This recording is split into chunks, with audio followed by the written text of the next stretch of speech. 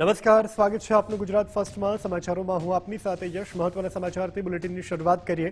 આગામી 7 દિવસ છૂટાછવાયા વરસાદની આગાહી કરવામાં આવી છે. હવામાન વિભાગ દ્વારા હળવા વરસાદની શક્યતા. અમદાવાદમાં આજે વરસાદને લઈ અને કોઈ એલર્ટ નથી. 16 જુલાઈ રથયાત્રાના દિવસે વાદળછાયું વાતાવરણ રહેશે. સિઝનમાં 196 મિલીમીટરની સામે 162.5 મિલીમીટર નોંધાવો છે. રાજ્યભરમાં સરેરાશ 17% ઓછો વરસાદ નોંધાવો છે. અમદાવાદમાં 181 મિલીમીટરની સામે 98 મિલીમીટર વરસાદ નોંધાવો છે. અમદાવાદમાં અત્યાર સુધીમાં 45% વરસાદ ઓછો પડ્યો છે. 22 ટાઇફૂનથી ચોમાસા ઉપર કોઈ અસર નહીં થાય હવામાન વિભાગ દ્વારા આગાહી કરવામાં આવી છે. તે મુજબ વાતાવરણ સામાન્ય રહેશે.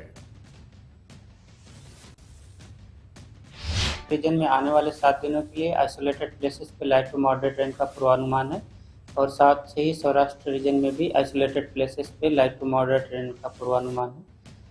और हम सिस्टम की बात करेंगे तो मानसून ट्रफ अभी भी श्रीगंगानगर से होते हुए गुजर रही, हिसार होते हुए मणिपुर को जा रही है। और जो लो प्रेशर एरिया कल सेंट्रल यूपी में बना हुआ था, आज वो लेस मार्क होके फिर भी उसका एक मतलब साइक्लोनिक सर्कुलेशन ईस्ट यूपी में बना हुआ है। और हम अहमदाबाद की बात करेंगे तो अहमदाबाद के लिए जनरली क्लाउडी स्काई रहने का आज के लिए पूर्वानुमान है। और फिशरमैन वार्निंग की बात करेंगे तो आज के लिए नॉर्थ गुजरात कोस्ट के लिए और कल के लिए नॉर्थ गुजरात कोस्ट के लिए फिशरमैन की वार्निंग है, जिसमें विंड की स्पीड 40 से 50 और साथ में जो गस्टी विंड होगी 60 किलोमीटर पर आवर के आसपास रहने का पूर्वानुमान है। હવામાન શાસ્ત્રી અંબાલાલ પટેલે પણ વરસાદને લઈ આગાહી કરી છે. 3 દિવસ બાદ ગુજરાતમાં વરસાદી માહોલ સર્જાશે. કચ્છ અને ઉત્તર ગુજરાતમાં વરસાદની આગાહી કરવામાં આવી છે. સૌરાષ્ટ્રના અલગ અલગ વિસ્તારોમાં વરસાદ વરસી શકે છે. વરસાદની સાથે તેજ પવન ફૂંકાવાની પણ આગાહી. પશ્ચિમ બંગાળની ખાડીમાં નવી સિસ્ટમ સર્જાશે. અષાઢી બીજ રથયાત્રાના દિવસે વરસાદની શક્યતા રહેલી હોવાની પણ અંબાલાલ પટેલે વાત કરી છે. 17 જુલાઈ બાદ બંગાળ ઉપસાગરમાં સિસ્ટમ બનશે. 17 થી 20 જુલાઈ રાજ્યમાં વરસાદ વરસી શકે છે. 22 જુલાઈના રોજ પણ વરસાદની શક્યતા હવામાન નિષ્ણાંત અંબાલાલ પટેલે વ્યક્ત કરી છે. હવે હમણાં રાજ્યના ભાગોમાં વરસાદ નથી, પણ લોકલ સિસ્ટમના કારણે આગામી 3 દિવસ પછી વરસાદ પડવાની શક્યતા રહેશે. લોકલ સિસ્ટમના કારણે વરસાદ ભિન્ન ભિન્ન ભાગોમાં પડવાની શક્યતા રહેશે. કચ્છના ભાગોમાં પણ વરસાદ ઝાપટા પડવાની શક્યતા છે. ઉત્તર ગુજરાતના કેટલા ભાગોમાં પણ વરસાદી ઝાપટા પડવાની શક્યતા છે. આ ઉપરાંત રાજ્યના સૌરાષ્ટ્રના ભાગો અને ગુજરાતના કેટલાક ભાગોમાં લોકલ સિસ્ટમના કારણે કોઈ ભાગમાં વરસાદી ઝાપટા પડી શકે. જો કે સાર્વત્રિક વરસાદની શક્યતા નથી. આસામમાં વરસાદ ઓછો થઈ જાય ત્યારે સિંધમાં વરસાદ વધતો હોય છે. એટલે આસામના કારણે સિંધમાં પશ્ચિમ ભારતમાં વરસાદ ઓછો રહેવાની શક્યતા રહેશે. પરંતુ ત્યાંમાંથી છૂટા પડેલા વાદળોના કારણે ગુજરાતના ભાગોમાં વરસાદ થઈ શકવાની શક્યતા રહે. અષાઢી બીજે પણ છાંટા કે હળવો વરસાદ ગુજરાતના ભાગોમાં આવી શકવાની શક્યતા રહે કોઈ ભાગમાં. અને હવે આગળ વાત કરીએ ખાડીપુર પર સરકાર એક્શનમાં.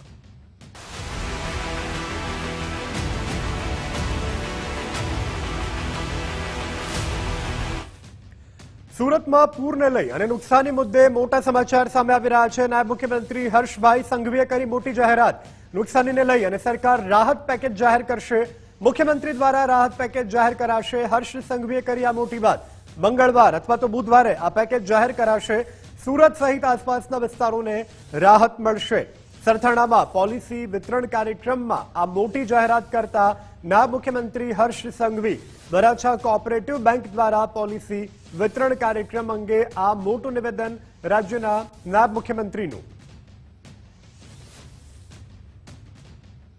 રાહત પેકેજ બી જરૂરથી ડિક્લેર કરવામાં આવશે. સર્વેની કામગીરી નજીક જ છે, પરંતુ કંઈ રહી ના જાય તે માટે આપણે એકદમ ડિટેલ્ડ સર્વે કરીએ છીએ. અને ડિટેલ્ડ સર્વેની કામગીરી પૂર્ણ થતા જ મારું એવું માનવું છે કે એક પેકેજનું ડિક્લેરેશન મુખ્યમંત્રી શ્રી દ્વારા કરવામાં આવશે. અને એ પેકેજથી બી આપણા શહેરના લોકોને ફૂલ નહીં તો ફૂલની પાંખડી, પરંતુ ખભે ખભા મિલાવીને આપણે સૌ લોકો આ મુશ્કેલ ઘડીમાંથી બહાર આવવાની છે.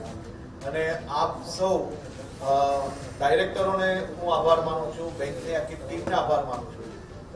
બેંક એ કોઈ દિવસ સ્ટાફથી નથી ચાલતી. એ સ્ટાફ જ્યારે આપણો પરિવાર હોય છે અને એ પરિવારજનોની સ્પિરિટથી ચાલતી હોય છે. કામરેજના માછીવાડામાં તાપી નદીના કિનારે જમીનનું ધોવાણ થયું છે. ગુજરાત ફર્સ્ટમાં થયેલ અહેવાલ પ્રસારિત બાદ તંત્ર દોડતું થયું છે. આરોગ્ય મંત્રી પ્રફુલભાઈ પાનશેરિયાએ મુલાકાત લીધી અને અધિકારીઓની સાથે પ્રફુલભાઈ પાનશેરિયા તાપી નદી ખાતે પહોંચ્યા હતા. આવતીકાલથી આ કામ શરૂ કરવા માટે તંત્રને સૂચના આપી દેવામાં આવી છે. અસરગ્રસ્ત પરિવારોની રજૂઆતો તંત્રએ સાંભળી છે. કામરેજ તાલુકાનું એટલે કામરેજ મુખ્ય ગામ જૂનું ગામ નદી કિનારે તાપી નદીના કિનારે આવેલું છે. વરસાદ ખૂબ પડવાથી નદી કિનારાનો આ ભાગ ખૂબ ધોવાણો છે અને તમે જોતા હશો મકાનો એકદમ નદી કિનારે આવી ગયા છે, જે ભવિષ્યમાં જાનહાનિ થવાના પૂરી શક્યતા હોવાથી અહીંયા પથ્થરની 300 મીટર જેટલી અંદાજે એક પ્રોટેક્શન હોલ બનાવવા માટે સિંચાઈ વિભાગના અધિકારી અમે અહીંયા આવ્યા છીએ. તાલુકા પંચાયત, જિલ્લા પંચાયતના સદસ્ય, તાલુકા પંચાયત, જિલ્લા પંચાયતના અધ્યક્ષ અને અમારી સંગઠનની ટીમ આખી સાથે મળીને કામરેજના તમામ પ્રશ્નો સોલ્યુશન માટે આજે આ ખૂબ મહત્વનો પ્રશ્ન હતો. આ દિવાલ બનવાનું કામ કાલેથી જ શરૂ થશે, જે યુદ્ધના ધોરણે પૂરું કરવા માટેની સૂચના આપવામાં આવેલી છે. સુરત ખાડીપુરની સ્થિતિ વચ્ચે ડેપ્યુટી કમિશનર રજા પર. ખાડીપુર જેવી ગંભીર સ્થિતિ છતાં પણ રજા મંજૂર કરી દેવામાં આવી. રાજ્ય સરકારના ઓએસડી શાલિની અગ્રવાલે નોંધ લીધી છે. આ અંગે નિધિ સિવાચને દિલ્હીથી તાત્કાલિક પરત બોલાવવામાં આવ્યા. વરાછા બી ઝોનની જવાબદારી નિધિ સિવાચ પાસે હતી. મહત્વની જવાબદારી છતાં પણ રજા લઈ અને અધિકારી દિલ્હી પહોંચી ગયા. નિધિ સિવાચનો ચાર્જ ધર્મેશ મિસ્ત્રીને સોંપવામાં આવ્યો હતો. રજા કેવી રીતે મંજૂર થઈ તેને લઈને પણ ઉઠી રહ્યા છે સવાલો. પાલિકામાં આ ઘટના હાલ ચર્ચાનો વિષય બની છે. સુરતવાસીઓ તકલીફ વેઠતા રહ્યા અને મેડમ રજા લઈને દિલ્હી પહોંચ્યા.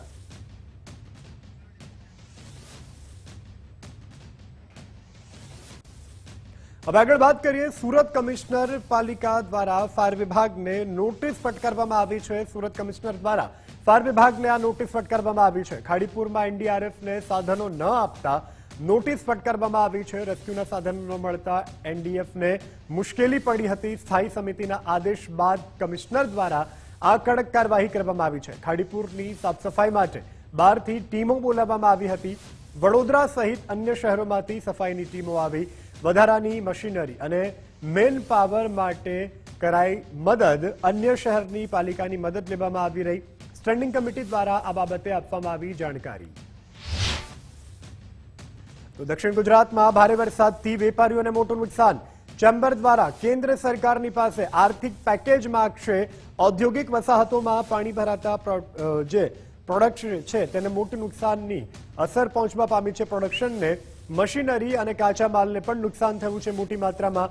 નુકસાનીનો વાસ્તવિક અહેવાલ તૈયાર કરવાની કવાયત શરૂ કરવામાં આવી છે. ટેક્સટાઇલ અને ડાયમંડ એકમોમાં પણ નુકસાન થયું છે. એમએસએમઈ સેક્ટરની ફેક્ટરીઓને પણ પાણીથી ભારે નુકસાન થવા પામ્યું છે. નુકસાનનો સત્તાવાર અને વાસ્તવિક અંદાજ પણ મેળવવામાં આવશે. ઉદ્યોગોને સંકટમાંથી બહાર લાવવા માટે સરકારને આ અંગે રજૂઆત કરાશે. ચેમ્બરના પ્રમુખ અશોક જીરાવાળાએ આ અંગે નિવેદન આપ્યું છે. વેપારીઓને મદદ કરવા સરકારને ખાસ અનુરોધ કરવામાં આવ્યો છે. દક્ષિણ ગુજરાતમાં ઉદ્યોગો ફરી ધબધબતા કરવા માટે પણ મથામણ કરવામાં આવી રહી છે.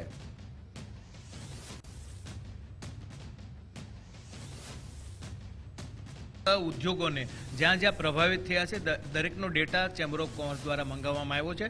એમાં ટેક્સટાઇલ ઇન્ડસ્ટ્રીઝ હોય, ડાયમંડ ઇન્ડસ્ટ્રીઝ હોય કે બીજી કોઈ ટ્રેડિંગ હોય, મિલ હોય, પ્રોસેસિંગ હોય, એમ્બ્રોડરી હોય, તમામ ઉદ્યોગકારો જે અમારી સાથે 150 એસોસિએશનો જોડાયેલા છે તમામને પરિપત્ર દ્વારા અમે જાણ કરી દીધી કે જ્યાં જે લોકો રિયલ પ્રભાવિત છે, જે લોકો પાસે એના ફોટા પ્રૂફ છે, એવા લોકો અમારી લિંક સાથે જોડાય અને પોતાનો ડેટા અમને કમ્પ્લીટ કરીને આપે. અત્યાર સુધીની 88 થી 100 જણા જેટલા લોકો અમારી સાથે ઓનલાઈન લિંકમાં જોડાઈ ગયા છે.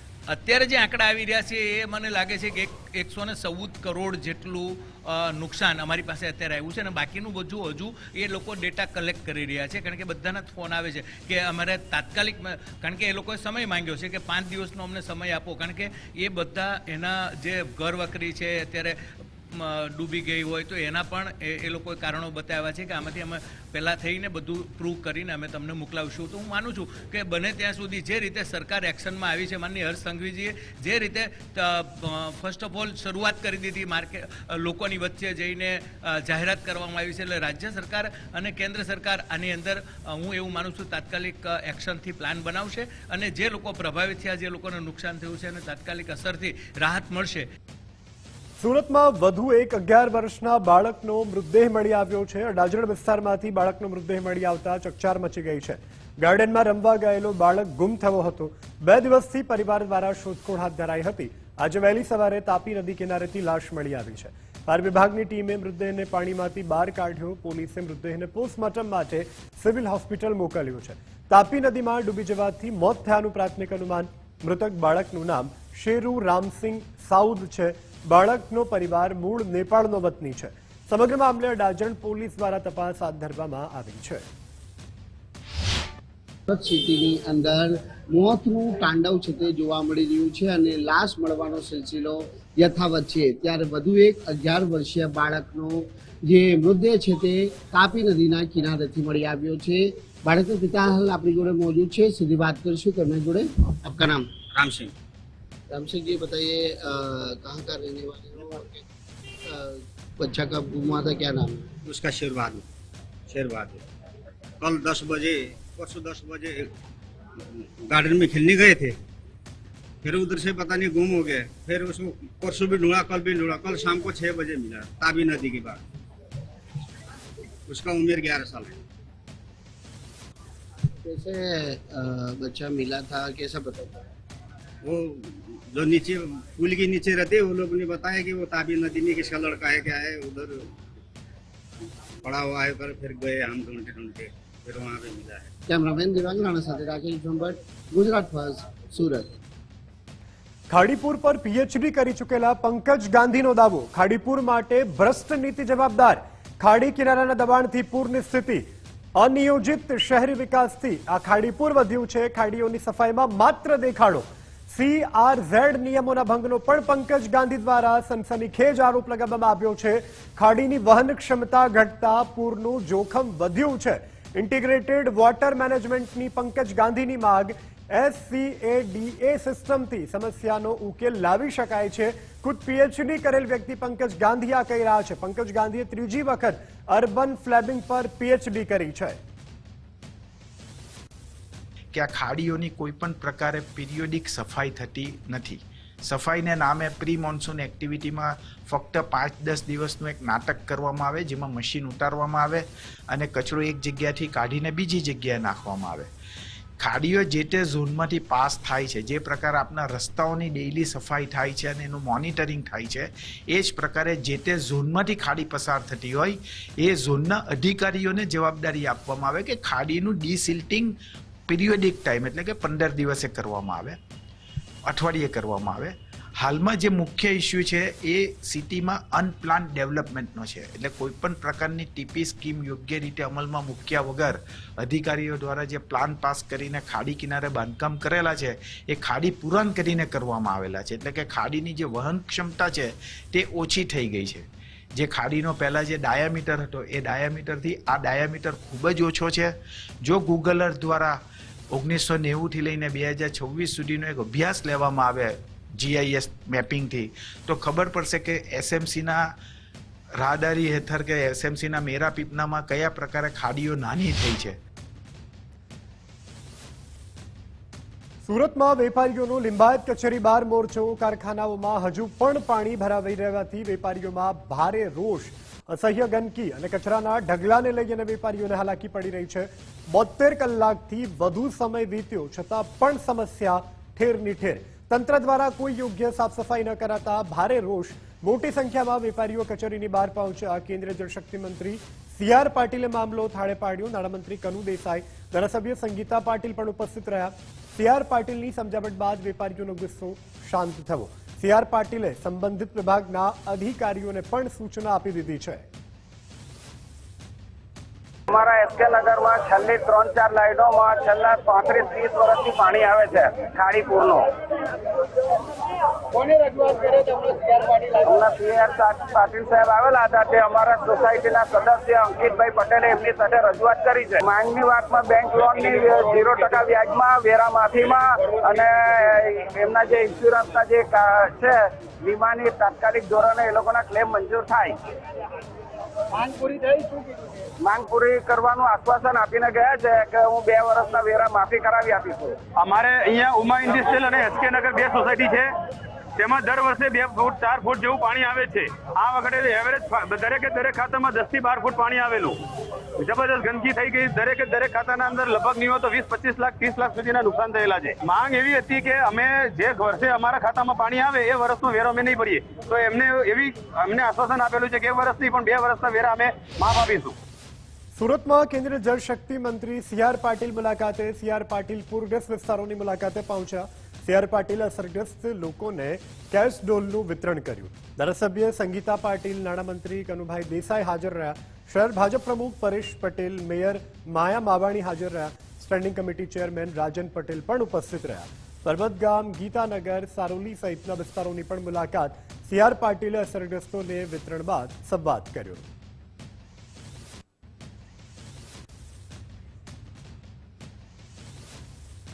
અને હવે આગળ વાત કરીએ ડાલા મથ્થાની દહેશત, હુમલાનું વધતું જોખમ.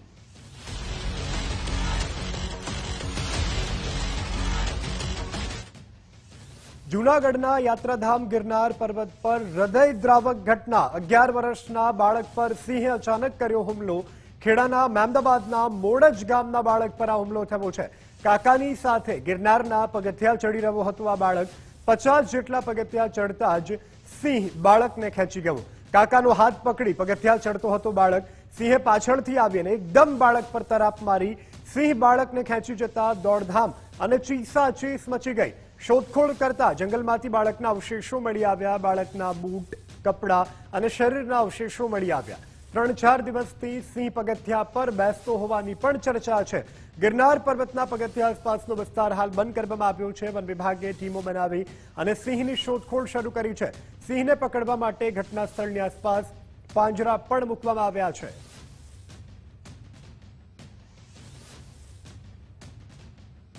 હવે ગિરનારે ચડતા હતા અને 50-60 પગથિયા ચડ્યા અને પાછળથી સિંહે હુમલો કરી દીધો. આખું ટોળું યાદ હતું એમાં ચોકાન લઈ ગયા. અચ્છા, કેટલા વર્ષનું બાળક હતું? બાળકનું નામ શું હતું? બાળકનું નામ મહેશસિંહ ચૌહાણ.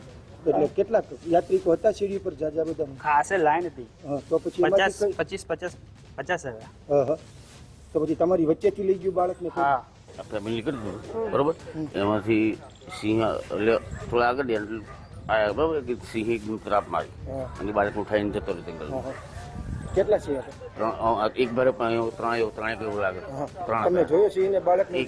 હા, છોકરો લઈને જતો રહ્યો. જોયો ખ્યાલ આવી ગયો તો જતો રહ્યો. એ લોકો મને ફોન કર્યો, હું જલ્દી આવી જાઉં પણ લઈ ગયો. આજે વહેલી સવારને ગિરનારની સીડી ઉપર હજારો યાત્રિકો આજે ગિરનાર અંબાજીના દર્શન કરવા જતા હતા. ત્યારે આજે જે ખેડાનો પરિવાર છે તે પણ અહીં સીડી ઉપરથી ગિરનાર જતો હતો. ત્યારે તેના પરિવારનું જે એક બાળક હતું 11 વર્ષનું, તેને સિંહ ઉપાડી જવાની જે ઘટના છે તે સામે આવી છે. સિંહ તેના પરિવારમાંથી જે 11 વર્ષનું બાળક હતો, જે છોકરો હતો, તેને ઉપાડી અને જંગલમાં જતો રહ્યો હતો. તેના પરિવારજનો પાછળ જોયા પણ સિંહ છે તે બાળકને લઈને ફાડી કાઢ્યું છે. હાલ જે તે ગિરનાર જંગલમાંથી છે તે બાળકના અવશેષો મળ્યા છે. સિંહને ગોતવા અથવા બાળકના વધારાનું છે તે ગોતવા માટે વન વિભાગની અલગ અલગ ટીમો છે તે હાલ તપાસ કરી રહી છે. ત્યારે આજે સીડી ઉપર હજારો ભાવિકો જ્યારે જઈ રહ્યા છે ત્યારે સિંહના હુમલાથી યાત્રિકોમાં ભારે ફફડાટ ફેલાયો. અતુલ વ્યાસ, ગુજરાત ફર્સ્ટ, જૂનાગઢ. જૂનાગઢમાં બાળકને ફાડી ખાનાર સિંહણ આખરે પાંજરે પુરાઈ. અન્ય 2 શંકાસ્પદ સિંહોને પણ સફળતાપૂર્વક પકડી લેવામાં આવ્યા છે. સિંહણે કરેલી ઉલટીમાંથી માનવ શરીરના અંગો મળી આવ્યા છે.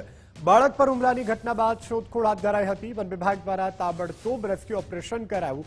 સિંહણને પાંજરે પૂરી એનિમલ કેર સેન્ટર ખાતે મોકલવામાં આવી છે. વન વિભાગ દ્વારા કુલ 3 સિંહને રેસ્ક્યુ કરવામાં આવ્યા છે. તમામ સિંહને સક્કરબાગ ખાતે શિફ્ટ કરવામાં આવ્યા છે. સિંહોના સ્વાસ્થ્ય, તેમના વર્તનની તપાસ માટે ટીમો પણ તૈનાત કરવામાં આવી છે. સક્કરબાગના સ્પેશિયાલિસ્ટ ડોક્ટરની ટીમ તૈનાત કરવામાં આવી છે. આજે વહેલી સવારે ગિરનાર સીડી ઉપરથી 11 વર્ષના બાળકને જે સિંહે ફાડી ખાધો હતો તેને લઈ અને વન વિભાગ હરકતમાં આવી રહ્યું. આજે જે હું આપણને દ્રશ્યો બતાવી રહ્યો છું તે જંગલની અંદર આવેલા કાશ્મીરી બાપુની જગ્યાના છે, જગ્યા તરફ જવાના રસ્તાના છે કે જ્યાં આ સિંહો હુમલો કર્યા બાદ બાળકને ફાડી ખાધા બાદ આ જગ્યા ઉપર આવી ગયા હતા અને આ ત્રણેય સિંહોને પકડવા માટેથી અને વન વિભાગની અલગ અલગ ટીમો છે તે પણ કામે લાગી હતી.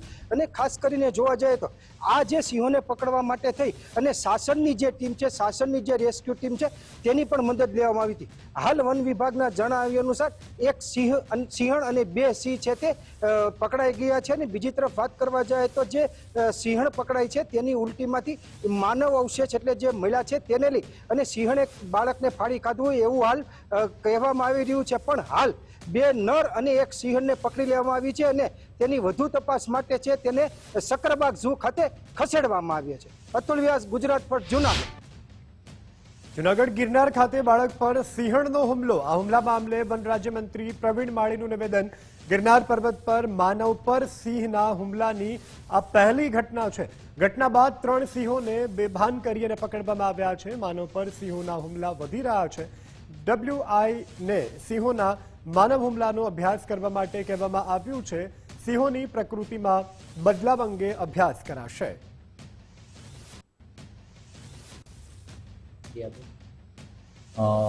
વર્ષોથી આ ગિરનાર પર અનેક શ્રદ્ધાળુઓ જાય છે, પણ ક્યારેય હ્યુમન કોન્ફ્લિક્ટ સિંહ દ્વારા થયું હોય એવી આ પહેલી ઘટના છે.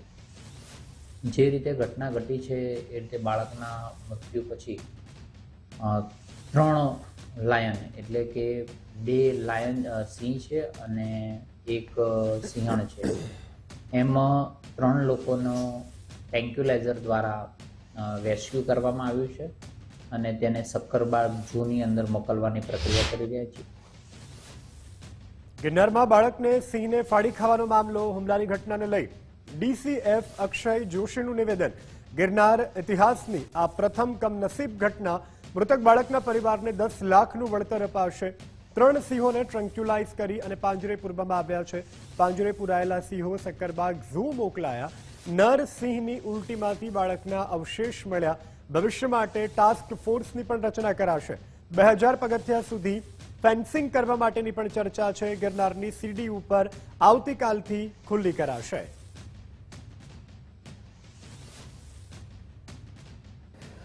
अगर गिरनार अभयारण्य की बात करूं तो ऐसा बहुत कम इंसिडेंट ही देखने को मिलते हैं और सीढ़ी की अगर बात की जाए तो ये तो मेरी जान में ये पहला ही ऐसा इंसिडेंट है जिसमें सीढ़ी पर किसी वन्य प्राणी ने हमला किया है. ये जो सरकारी GR है उसके हिसाब से 10 लाख रुपए मानव मृत्यु के केस में मिलते हैं और उसकी प्रक्रिया भी हमने शुरू कर दी है. कल से ही उसको जो स्थिति है उसमें चालू कर दिया जाएगा. अभी एरिया एक बार के लिए स्कैन किया जा रहा है ताकि ये 3 एनिमल तो जो थे हमको दिखे, बट उसके अलावा भी अगर कोई एनिमल हो तो वो भी स्कैन कर दिया जाए. 100% एक बार हम वन विभाग की तरफ से पुष्टि हो जाए उसके बाद में वहीवटी तंत्र के साथ में मिलकर ये निर्णय ले लिया जाए. બાળક પર સિંહના હુમલા મુદ્દે સાંસદ પરિમલ નથવાણીની પોસ્ટ. સિંહ બાળકને ઉપાડી જવાનો બનાવ અત્યંત દુઃખદ હોવાની નથવાણીએ વાત કરી છે. વર્ષોથી એ પરિક્રમાનું આયોજન થાય છે. હજારો લોકો નિયમિત રીતે દર્શન માટે આવતા હોય છે. ભૂતકાળમાં ક્યારેય આવી ઘટના બની નથી. 3 સિંહના ટોળામાંથી 1 સિંહે હુમલો કર્યો હતો. 3 સિંહોનું રેસ્ક્યુ કરી લેવામાં આવ્યા હોવાની નથવાણીએ પોસ્ટ કરી છે.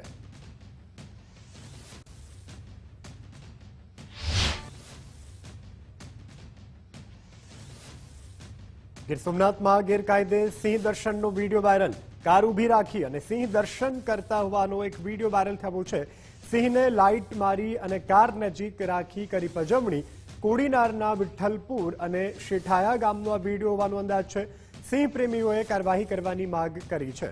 દ્રશ્યોમાં પણ જે રીતે જોઈ શકાય છે કે એક સિંહ છે જેના ઉપર ગાડીની લાઇટ વારંવાર કરી અને સિંહની પજવણી કરવામાં આવી રહી છે. આ વિડીયો ગીર સોમનાથના કોડીનારનો હોવાનું હાલ ચર્ચાઈ રહ્યું છે. વિડીયો પણ સોશિયલ મીડિયા પર વાયરલ થઈ રહ્યું છે. વન વિભાગ કાર્યવાહી કરે તે પણ જરૂરી છે.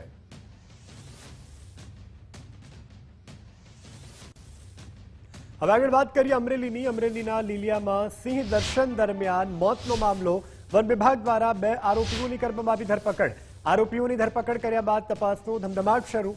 પ્રથમ વખત સિંહ દર્શનના કેસમાં વન વિભાગ દ્વારા રિકન્સ્ટ્રક્શન લીલિયા રેન્જ વન વિભાગ દ્વારા બંને આરોપીઓને બનાવના સ્થળ પર લઈ જવામાં આવ્યા. લુવારિયા પાળા નજીક આરોપીને લઈ અને તપાસ હાથ ધરવામાં આવી. રિકન્સ્ટ્રક્શન સહિત પુરાવા કોર્ટ સમક્ષ રજૂ કરવામાં આવશે. મહુવા બામણીયા ગામેથી દીપડાને પાંજરે પૂરવામાં સફળતા પ્રાપ્ત થઈ છે. 7 જુલાઈ 10 વર્ષના બાળકનું શિકાર કર્યો હતો. બનાવની ગંભીરતાને લઈ અને વન વિભાગ હવે હરકતમાં આવ્યું છે. દીપડાને પકડવા માટે અનેક પાંજરા મૂકવામાં આવ્યા છે. આધુનિક ટેકનોલોજીના ઉપયોગથી દીપડો પાંજરે પુરાવો છે. રામપરાની સીમમાંથી દીપડાને ઝડપી પાડવામાં સફળતા પ્રાપ્ત થઈ છે. ગ્રામજનોએ વન વિભાગની કામગીરીને વધાવી છે.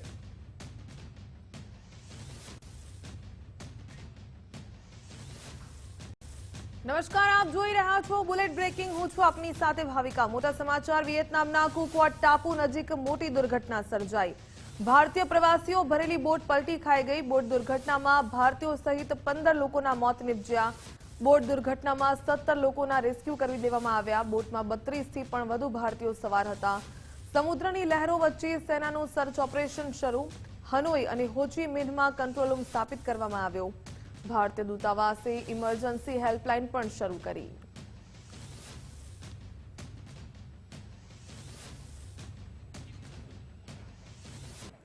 વિયેતનામના કુકવોક નજીક બોટ દુર્ઘટનાને મામલે પીએમ મોદીએ ભારતીયોના મોતને લઈને દુઃખ વ્યક્ત કર્યું. બોટ દુર્ઘટનાના સમાચાર સાંભળીને ખૂબ જ દુઃખ થયું હોવાની પોસ્ટ કરી. પ્રિયજનો ગુમાવનારા પરિવારો પ્રત્યે સંવેદના વ્યક્ત કરી. ઘાયલ થયેલા લોકો જલ્દી સ્વસ્થ થાય તેવી પ્રાર્થના. ભારતીય દૂતાવાસ તરફથી મદદ કરવામાં આવી રહી છે. ભારતીય વિયેતનામના અધિકારીઓની સાથે પણ સંપર્કમાં હોવાનું પ્રધાનમંત્રી નરેન્દ્ર મોદીએ જણાવ્યું.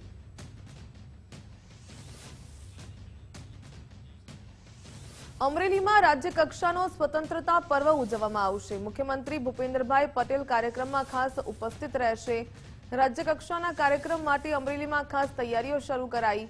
મંત્રીમંડળના સભ્યો વિવિધ જિલ્લાઓમાં ધ્વજવંદન કરશે. સ્વતંત્રતા પર્વની ઉજવણીને લઈને વહીવટી તંત્ર સજ્જ બન્યું.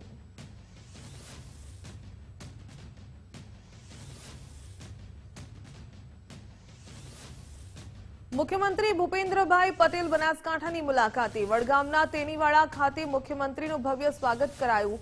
મેડીવંતા મેડિકલ કોલેજનું મુખ્યમંત્રીના હસ્તે ભૂમિપૂજન થયું. ખાનગી સંસ્થાની મેડિકલ કોલેજનું ભૂમિપૂજન કરવામાં આવ્યું. સીએમની સાથે મયંકભાઈ નાયક અને બળવંતસિંહ પણ પહોંચ્યા હતા. હોસ્પિટલ ઓપનિંગ કાર્યક્રમમાં મુખ્યમંત્રીનું સંબોધન. સેવા કરવા માટે સેવાનું માધ્યમ કોઈ પણ હોઈ શકે. ગામમાં મલ્ટી સ્પેશિયાલિટી હોસ્પિટલ બનાવવાનો વિચાર સારો. પીએમ મોદીની વિકાસની રાજનીતિ છેવાડાના માણસો સુધી પહોંચી હોવાનું સીએમએ નિવેદન આપ્યું. જનસેવાનો સંકલ્પ, રાષ્ટ્ર પ્રથમનું મિશન અને વિકસિત ભારત વિરાસતની સાથે હૈયે રાખીને છેવાડાના માનવીને પણ મોદી સાહેબ વિકાસની મુખ્ય ધારામાં લાવવાનો હર હંમેશ એમણે પ્રયત્ન કરે છે અને તેના પરિણામે જ આ 12 વર્ષ વિકાસ અને જનકલ્યાણના બન્યા છે. મેડિકલ અને મેડિકલ સુવિધાઓ સેવા કરવા માટે સેવાનું માધ્યમ કોઈ પણ હોઈ શકે, પણ મેડિકલ માટે ગ્રામ્ય સ્તરે મલ્ટી સ્પેશિયાલિટી હોસ્પિટલ બનાવવું, આ વિચાર આવવો એ પણ એક આપણા માટે કે ગ્રામ્ય સ્તરે મલ્ટી સ્પેશિયાલિટી હોસ્પિટલ આપણે બનાવીશું, ત્યાં આગળ કોણ આવશે, સુવિધાઓ કેવી રીતે આપી શકીશું, આ બધા જ વિચારો આપણને પહેલા આવતા હતા. અત્યારે તમે જુઓ તો આ એક કિસ્સો પહેલો કિસ્સો નથી કે ગ્રામ્ય સ્તરે મલ્ટી સ્પેશિયાલિટી હોસ્પિટલ બનતી હોય. મુખ્યમંત્રી ભૂપેન્દ્રભાઈ પટેલ બનાસકાંઠાની મુલાકાતે પહોંચ્યા. બનાસ કમલમ ખાતે ભાજપ કાર્યકરોની સાથે બેઠક કરી. મુખ્યમંત્રીએ કાર્યકરોની સાથે સીધો સંવાદ કર્યો. વિકસિત ભારત 2047 સંકલ્પ પર ચર્ચા કરી. સંગઠન મજબૂત બનાવવા માર્ગદર્શન આપ્યું. ભાજપના આગેવાનોની સાથે સીએમની બેઠક. આવનારા કાર્યક્રમોની રૂપરેખા પર ચર્ચા કરાઈ. રાજ્યના મુખ્યમંત્રી તરીકે જે વિકાસ યાત્રા દેશના પ્રધાનમંત્રી શ્રી નરેન્દ્રભાઈ મોદી સાહેબે શરૂ કરી હતી એ વિકાસ યાત્રાને આજે માન્ય મુખ્યમંત્રી સાહેબ આગળ વધારી રહ્યા છે. રાજ્યમાં અને ખાસ કરીને બનાસકાંઠામાં વિકાસની અનેક યોજનાઓની ભેટ આપી છે અને આગામી સમયમાં પણ બનાસકાંઠાના વિકાસ માટે કાર્યકર્તાઓને આહવાન કર્યું છે. સાથે સાથે દેશના પ્રધાનમંત્રી આદરણીય શ્રી નરેન્દ્રભાઈ મોદી સાહેબે જે જનહિતને જનકલ્યાણની પ્રજાલક્ષી યોજનાઓ છે એ યોજનાઓને કાર્યકર્તાના માધ્યમથી લોકોને સુધી પહોંચાડવાનું આહવાન પણ માન્ય મુખ્યમંત્રી શ્રી ભૂપેન્દ્રભાઈ પટેલ સાહેબે આજના કાર્યક્રમમાં કર્યું. પ્રભાસ પાટણની શિવ પોલીસ ચોકીમાં મારામારીની ઘટના સામે આવી. અરજીના નિવેદન માટે બોલાવેલા પક્ષોની વચ્ચે મારામારી થઈ. પોલીસ સ્ટેશનમાં મારામારી થતા પોલીસે કાર્યવાહી કરી. પોલીસે 2 ઇસમોની સામે ગુનો નોંધીને તપાસ હાથ ધરી. નિવેદન લખાવવા આવેલા મહિલા અને પુરુષની વચ્ચે મારામારીના દ્રશ્યો જોવા મળ્યા.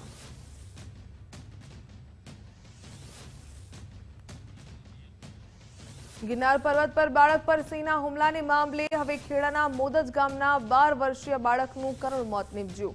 12 વર્ષનો મયુરસિંહ ચૌહાણ પરિવારની સાથે પ્રવાસમાં ગયો હતો. ઘટનાને પગલે મોદજ ગામ સહિત વિસ્તારમાં શોકનો માહોલ. મૃતક બાળક 5મા ધોરણમાં અભ્યાસ કરતો હતો. મયુરસિંહ ચૌહાણ પરિવારનો એકનો એક દીકરો હતો. ઘટના બાદ ફોરેસ્ટ વિભાગ મોડો આવ્યો હોવાના પણ આક્ષેપ થયા. એના એકનો એક દીકરો હતો અને એ દીકરો પ્રવાસમાં ગયા ત્યાં આગળ આવો બનાવ બન્યો જૂનાગઢમાં. એ દુઃખ વધારે થયું મને. એકનો એક દીકરો હતો. કયા ધોરણમાં ભણતો હતો? 5મા ધોરણમાં. હું 5મામાં આવ્યો હતો. સારો હતો ને હસમુખો હતો. મોદજમાંથી એક ભાઈએ પ્રવાસનું આયોજન કરેલું ને એ પ્રવાસના આયોજનની અંદર ઘરના 7 સદસ્યો એ પરિવારની અંદર ગયા હતા. એની અંદર સવારમાં જૂનાગઢની અંદર જ્યારે ચઢાણ કરવાની શરૂઆત કરી ત્યારે બધા સમૂહમાં જ હતા. પણ સમૂહની અંદર હતા પણ એ લગભગ 50 પગથિયા ઉપર ચડ્યા. ઉપર ચડ્યા પછી બાજુ પરથી કંઈક હિંસક હુમલો થયો એટલે નાસદોડ થઈ. અને નાસદોડ થવાના કારણે પેલો જે બાળક હતું જે 11 વર્ષનો છોકરો હતો એના ઝપટમાં આવી ગયો અને લઈને ભાગી ગયો. પછી બૂમ બરાડા બહુ થયા, બહુ પ્રયત્નો કર્યા પણ કશું મળ્યું નહીં. પંચમહાલના કાલોલ તાલુકામાં વ્યાજખોરોનો ત્રાસ જોવા મળ્યો. વ્યાજખોરોથી કંટાળીને 2 લોકોએ પોલીસ ફરિયાદ નોંધાવી. મા ફાઇનાન્સ પેઢીના સંચાલક અને સાગરીતોની સામે ફરિયાદ થઈ. પોલીસે ફાઇનાન્સના સંચાલક દીપેશ રાજપૂતની અટકાયત કરી. અરવિંદ મકવાણા અને જીગર પરમારની અટકાયત કરાઈ. ચાની લારી ચલાવનાર પાસે પઠાણી ઉઘરાણી કરતા હતા. અનેક ગણું વ્યાજ ચૂકવ્યા છતાં ધમકીઓ આપતા હતા. સિક્યુરિટી પેટે આપેલા કોરા ચેકનો દુરુપયોગ કર્યો. વ્યાજખોરોના ચક્કરમાં ફસાયેલા લોકોએ ફરિયાદ નોંધાવી. પોલીસે 3ની અટકાયત કરીને આ સંદર્ભે વધુ તપાસ શરૂ કરી.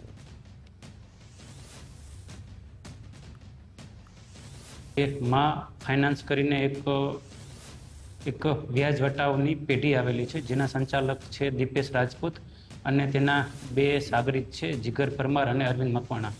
આ 3 વ્યક્તિઓ સાથે મળી અને ગેરકાયદેસર રીતે ઊંચા દરે વ્યાજ વટાવનો ધંધો કરતા હતા. અને જો અરજદાર છે તે વ્યાજ સમયસર ચૂકવી ન શકે અને જે તે બોલે એ રકમનું વ્યાજ ચૂકવી ન શકે તો તેમને ધાક ધમકી અને ડરાવતા હતા. એ બનાવને ધ્યાને લઈ અને અત્યાર સુધીમાં કુલ 2 FIR નોંધવામાં આવી છે. ડાંગ જિલ્લાના ખેડૂતો હવે પરંપરાગત ખેતીને તિલાંજલિ આપીને ઔષધીય પાક તરફ આગળ વધી રહ્યા છે. આહવા બાગાયત વિભાગના નિયામક તુષાર ગામિતના માર્ગદર્શન હેઠળ ખેડૂતો સફેદ મૂસળીની ખેતી કરી રહ્યા છે. સરકારી સહાય હેઠળ મળતી 75% સબસિડી અને મલ્ચિંગ પદ્ધતિના ઉપયોગથી મોટા માણુંગા અને કાંચનપાડા જેવા ગામોમાં આ ખેતીનો વ્યાપ વધ્યો છે. સફેદ મૂસળીની જે આયુર્વેદિક દવાઓ અને હેલ્થ સપ્લિમેન્ટ્સમાં રહેલી વિપુલ માંગને કારણે ખેડૂતોને આ પાક વધુ નફાકારક સાબિત થઈ રહ્યો છે. માણુંગા ગામના પ્રગતિશીલ ખેડૂત જિગ્નેશભાઈએ જણાવ્યું કે આધુનિક પદ્ધતિ અને ટેકનિકલ માર્ગદર્શનને કારણે આજે ડાંગના ખેડૂતો સફેદ મૂસળી દ્વારા આત્મનિર્ભર બની રહ્યા છે, જે અન્ય ખેડૂતો માટે પણ એક ઉત્તમ ઉદાહરણ પૂરું પાડે છે. મે મહિનાના એન્ડમાં એટલે કે 31મી તારીખે અમે સફેદ મૂસળીના જે ખેડૂતો જે ખરા એમની સાથે એક તાલીમ કરવામાં આવી હતી. એ તાલીમના ધ્યાને લઈ એ લોકોએ ખૂબ સારા પ્રમાણમાં બિયારણ છે, સાથે સાથે બેડ બનાવવાની પદ્ધતિ, ગાદી કિયારા અને આમાં પ્લાસ્ટિક મલ્ચિંગનો ઉપયોગ કર્યો છે. તો સફેદ મૂસળીનો જે પાક છે આ દિન સુધી લોકો ખુલ્લામાં જ કરતા હતા, પ્લાસ્ટિક મલ્ચિંગનો ઉપયોગ નહીં કરતા હતા. પણ આ વર્ષથી ખૂબ સારા પ્રમાણમાં લોકો 60 જેટલા ખેડૂતોએ આ વખતે ઉપયોગ કર્યો છે. સફેદ મૂસળીની આધુનિક ખેતીમાં અમે મલ્ચિંગ પેપરનો ઉપયોગ કરીને સફેદ મૂસળીની ખેતી કરી રહ્યા છે. મલ્ચિંગ પેપરના ઉપયોગથી નકામો કચરો અને નિંદામણનો નકામો ખર્ચો આવતો નથી. જેમાં કે સામાન્ય રીતે આપણે સફેદ મૂસળીની વાવણી કરીએ તો આપણને 1 કિલો પાછળ આપણને 5 થી 6 કિલો જેવું આપણને ઉત્પાદન મળતું છે. અને મલ્ચિંગ પેપરનો ઉપયોગ કરવાથી આપણને 10 થી 15 કિલો જેવું સફેદ મૂસળીનું ઉત્પાદન થતું છે. અને બાગાયત શાખા તરફથી સફેદ મૂસળીમાં 75% સબસિડી મળતી છે. અને મલ્ચિંગ પેપરના ઉપયોગથી સફેદ મૂસળીની ગુણવત્તામાં કાફી સુધારો થતો છે. ગીર સોમનાથ જિલ્લાના સૂત્રાપાડા પંથકમાં આબ ફાટવા જેવી સ્થિતિ બાદ હવે ખેડૂતો મુશ્કેલીમાં મુકાયા. સૂત્રાપાડાના ઝાલા વડોદરા ગામમાં 22 ઇંચ જેટલા ભારે વરસાદને કારણે હજારો વીઘા જમીન જળબંબોળ થઈ ગઈ હતી. જ્યાં પાણી ઓસર્યા બાદ હવે લીલોતરીના બદલે મગફળીનો સંપૂર્ણ પાક સુકાઈ ગયેલો નજરે પડ્યો. સ્થાનિક ખેડૂતોના જણાવ્યા અનુસાર પાણીના નિકાલની યોગ્ય વ્યવસ્થા ન હોવાથી આશરે 600 થી 700 વીઘા વિસ્તારમાં 70 થી 80% પાક બરબાદ થઈ ગયો. જેના કારણે વીઘા દીઠ 10 થી 15,000 રૂપિયાનો ખર્ચ પાણીમાં ગયો. હવે મોંઘા ભાવના બિયારણ લાવીને ફરીથી વાવણી કરવાનો મોટો પડકાર ખેડૂતોની સામે આવીને ઊભો રહ્યો છે. જ્યારે જગતનો તાત દીવાના બોજ તળે ન દબાય તે માટે સરકાર દ્વારા નુકસાનીનો સર્વે કરાવી યોગ્ય વળતર આપવામાં આવે તેવી અસરગ્રસ્ત ખેડૂતોએ માંગ કરી છે. ભારે બારિશને કારણે 30 થી 36 વરસાદ થયો, એમાં ભારે નુકસાન થયું છે. માંડવીનું જે મગફળીનું વાવેતર હતું એ નાબૂદ થયું છે. ફરીવાર મગફળી લઈ આવીને વાવેતર કરવાનું છે. પાણીનો નિકાલ છે છતાં હજી સુધી પાણીનો નિકાલ થયો નથી. 500-600 ફૂટનો ગાડો છે, એ પર સરકારી જમીન છે, આગળ કોઈ માલિકીની નથી. જો તંત્ર ધારે તો એ નિકાલ પર થયો કે એની હું સરકારને 10-12 વીઘાનું મારે પોતાને. કઈ રીતે? આમ બારિશને કારણે 36 વરસાદ થયો એટલે 10 દી સુધી પાણી માંડવી અબૂટ હતી, એમાં તો બળીને ખાક થઈ ગયું. તમારે હવે પાછી મગફળીનું જ વાવેતર કરવાનું છે. પાણીનો નિકાલ નથી, બરાબર. બધું પાણી અહીં વાવડીનું ને બધું પાણી અહીંયા વડોદરા ઝાલામાં માબડાપ અને આજુબાજુના વિસ્તારમાં ભેગું થાય છે, બરાબર. એને લીધે 500-600 વીઘા જેટલી જમીન છે એમાં તમારે સામે જ છે એ માંડવી છે, એ 1.5 મહિનાનો પાક તૈયાર થયેલ હતો. પાણી ભરાવાના કારણે એ શું થઈ ગયું, સુકાઈ ગયું છે. તો શું કરીએ હવે? પાછું બિયારણ લઈએ મોંઘાવાળું, બરાબર. અત્યારે ખાતરનો બધીનો ભાવ તમને ખબર જ છે કે માની લો કે 15 થી 20 હજાર જેટલો તો વાવેતરનો ખર્ચો થાય. માંગ એમ છે કે પાણીનો યોગ્ય નિકાલ થાય અને સરકારશ્રી દ્વારા રાહત ફંડ આપે. એવી પહેલી વખત વાવેતર કર્યું હતું ને 7,000નું બિયારણ લઈને ખર્ચો આવ્યો હતો, 7-8 હજાર. પાછું બિયારણ લઈએ મોંઘા પાડો, પાછું 7-8 હજારનો ખર્ચો આવે. એટલે આ અમારે વીઘો વાવેતર અત્યારે 15,000 પડશે. ને આ વિસ્તારમાં પાણીનો નિકાલ જ ત્યાં નથી. એક આવો વિસ્તાર છે, એક આપણે ખારાપાનો પટ્ટી છે, અહીંયા ડેમ છે, ત્યાં પણ પાણી ભરે છે, ત્યાં પણ લોકોને માંડવી મગફળી છે બધી હોય છે. એટલે પાણીનો નિકાલ કોઈ જોતું જ નથી. રાજકારણી લોકો છે, આવે જાય, આશ્વાસન આપીને વયા જાય કે આ બરાબર છે, અમે કંઈ કરશું, કંઈ કરતા નથી. એટલે સિટીમાં કંઈ થયું હોય તો તાત્કાલિક દોડીને જાય છે કે અમે કરશું. 80% સુધીની સહાય કરી દીધી. અમારે સહાય નથી જોતી, તમે સરકારમાં બિયારણ કરીને અમને બિયારણ આપો તો અમને ઘણું છે કે આ ચાલો અમે મહેનત કરશું. કરમસદ ખાતે શ્રી કૃષ્ણ હોસ્પિટલ ગુજરાતમાં સૌપ્રથમ AI આધારિત ડિજિટલ મેમોગ્રાફી સિસ્ટમથી સજ્જ કરવામાં આવ્યું. હોસ્પિટલના પ્રિવિલેજ સેન્ટરમાં અત્યાધુનિક મશીનનું લોકાર્પણ ડોક્ટર શિવાની ભટ્ટ ચેરિટેબલ ફાઉન્ડેશનના સહયોગથી કરવામાં આવ્યું. આ નવી AI આધારિત મેમોગ્રાફી સિસ્ટમ ઓછા રેડિયેશનની સાથે ઉચ્ચ ગુણવત્તાની ઇમેજિંગ, વધુ સચોટ નિદાન અને દર્દીને વધુ આરામદાયક તપાસનો અનુભવ કરાવશે, જે સ્તન કેન્સરના વહેલા નિદાનમાં મહત્વપૂર્ણ સાબિત થશે. આ નવી સુવિધાના પ્રારંભ નિમિત્તે હોસ્પિટલ દ્વારા ઉદ્ઘાટનના દિવસે 11 મહિલાઓનું નિઃશુલ્ક મેમોગ્રાફી સ્ક્રીનિંગ કરવામાં આવ્યું. આ ઉપરાંત હોસ્પિટલની સતત ચાલતી પહેલ અંતર્ગત દર મહિને 11 આર્થિક રીતે વંચિત મહિલાઓને નિઃશુલ્ક મેમોગ્રાફી સ્ક્રીનિંગની સુવિધા આપવામાં આવશે.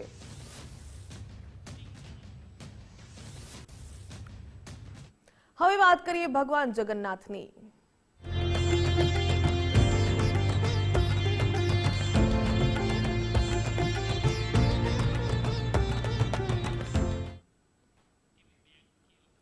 અમદાવાદમાં રથયાત્રાના પાવન પર્વની હવે ગણતરીના દિવસો બાકી રહ્યા છે, ત્યારે ભક્ત જગન્નાથ મંદિરમાં ભગવાનના ખાસ પ્રસાદની પણ તૈયારીઓ પૂરજોશમાં ચાલી રહી છે.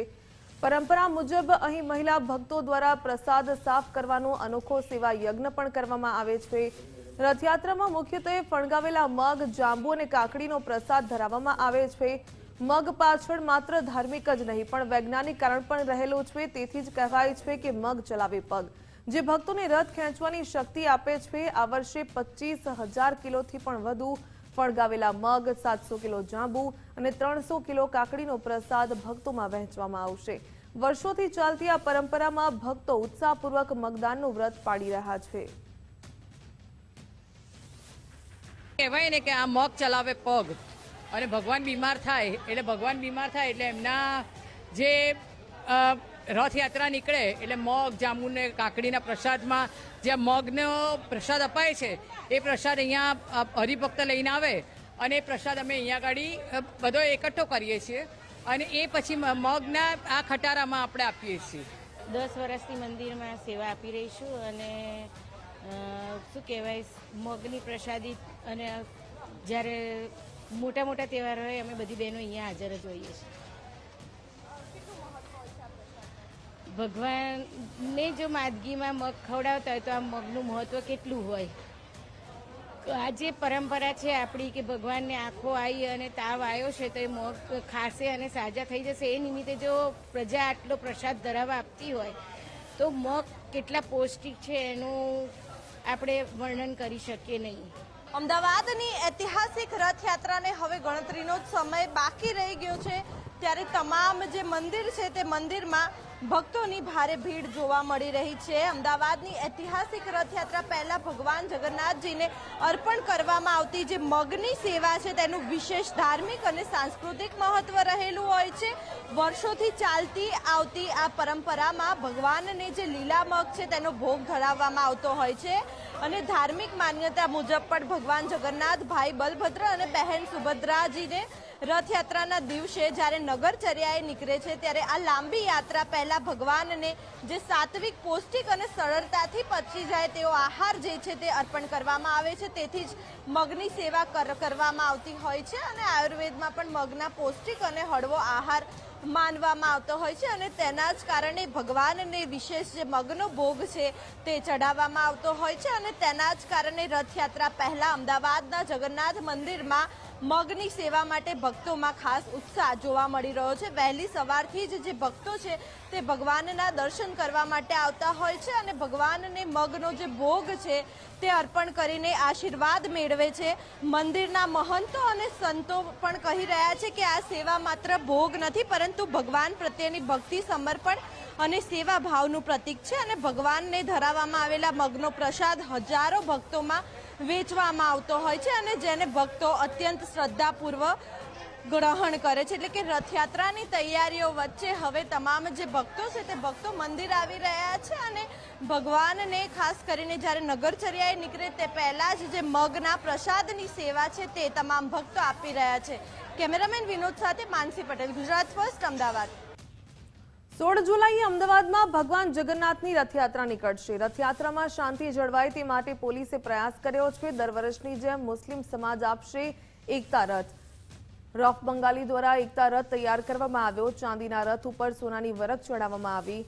3 ઘોડા અને 300 ગ્રામ ચાંદીના રથમાં સોનાની વરખ એકતાના સંદેશ માટે આ રથ આપવાની શરૂઆત કરાઈ હતી. દર વર્ષે રથ આપવાનો સિલસિલો આ વર્ષે પણ યથાવત છે. ચાંદીના ભાવ વધતા રથના વજનમાં ઘટાડો કરાયો. એકતા રથ બનાવવામાં 15 દિવસનો સમય લાગ્યો. સોમવારે મુસ્લિમ સમાજ મંદિરના મહંતને રથ અર્પણ કરશે.